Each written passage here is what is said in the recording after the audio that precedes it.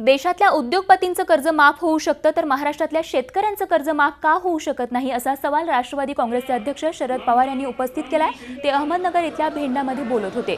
कर्जमाफीवर फक्त चर्चा न करता शेतकऱ्यांना सरसकट कर्जमाफी द्या अशी मागणीही त्यांनी केली आहे।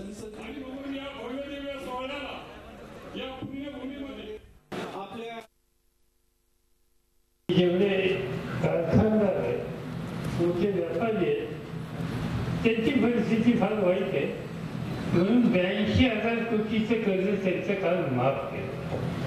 कुणाचं कारखानदार 82,000 कोटीचं आणि इथं 36,000 कोटी का 40,000 कोटी काय महाराष्ट्राची चर्चा चालू आहे।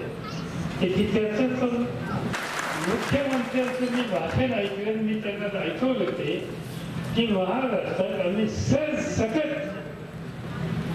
कर्जमाफी करणार आणि मी त्यांना नोट पाठवली आणि सरसकटच्या खाली 2,000 शैली रेग मारली। एवढं होतं।